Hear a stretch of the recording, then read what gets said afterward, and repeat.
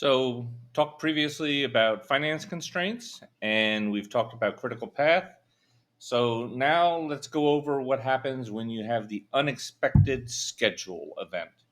I'm going to use as an example when I was an operations manager at a thermal spray company, and we'll talk about hey, in terms of wind, when the unexpected happens, what are they going to do? So, what could go wrong? Well, weather delays, labor unavailability, delayed permitting, any number of things are ripe for the wind issue. This is made triply likely because it hasn't been done in the US. So all the estimates for how long these events are going to take are truly not certain and unfortunately probably best case given what I've seen of the New York wind schedules to date. So, by way of an example, I'm going to go back to when I was an operations manager at a thermal spray company. In that instance, we were the sole source supplier for a critical component. Wind farm's going to have lots of these.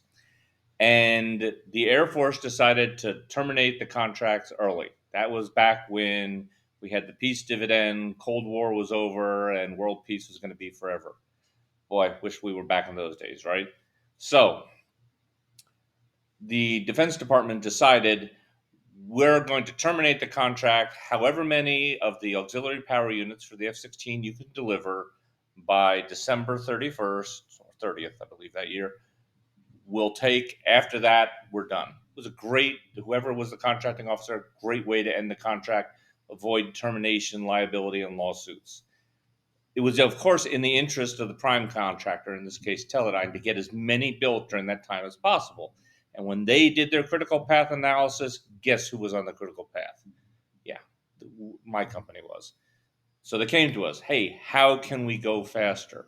Well, what happens then is you're reopening the contract.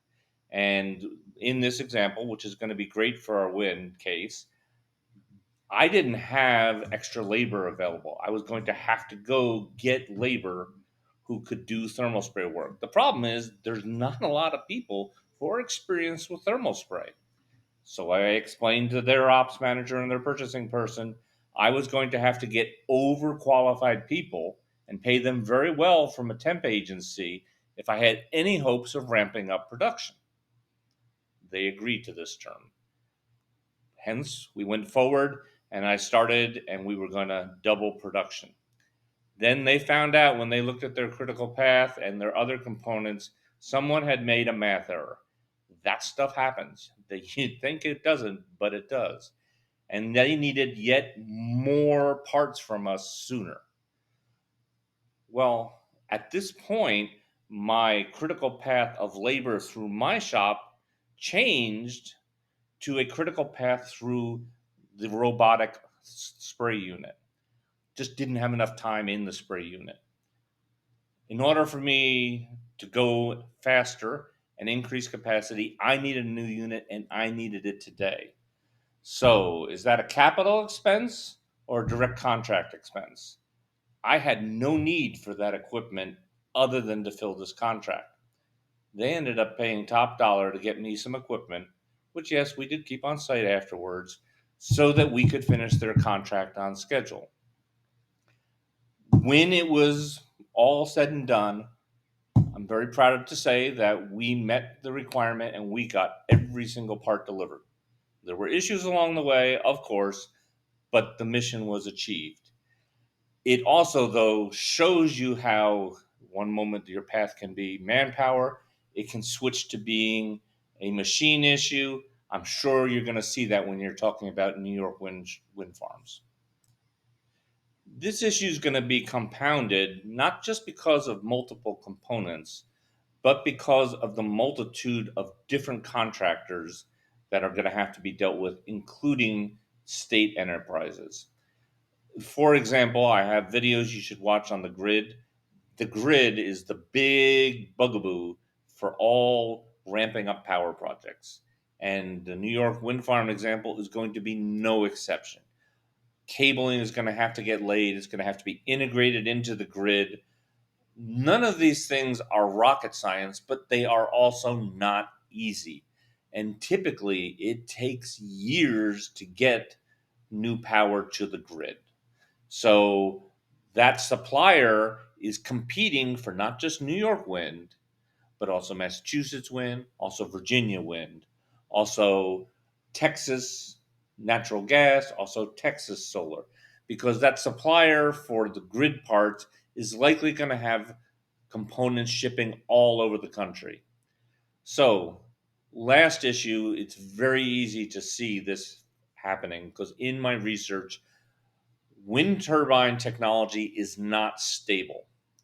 It's improving. So the good news is the turbine that you're looking at today will probably perform better in the future. Sounds great, right? Well, not necessarily, because you might buy the part, have to have it sit on the shelf, and then the supplier moves on to the next generation, and getting spares 10 years in the future becomes a problem.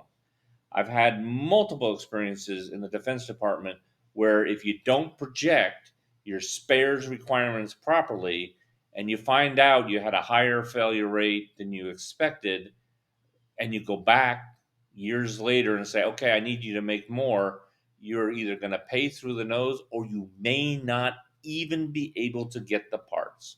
So all of these things are going to face the New York wind project. These are the constraints. These are why, if you build a schedule today, the unexpected events are going to have to be managed, and they're going to have to be managed across multiple disciplines with multiple program managers with multiple sets of skills. Classic in DoD, right? When I worked on Global Hawk, I was responsible for airframe work and I was responsible for a particular development contract.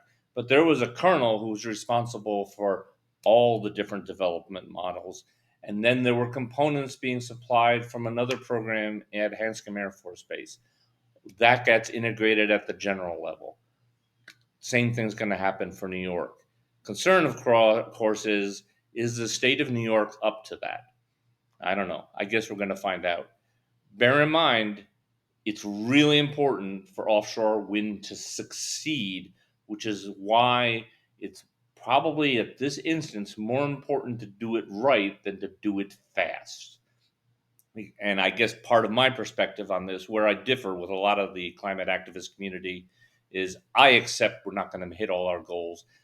I want to slow down the rate, and I don't want to do things that are going to set us back 10 years.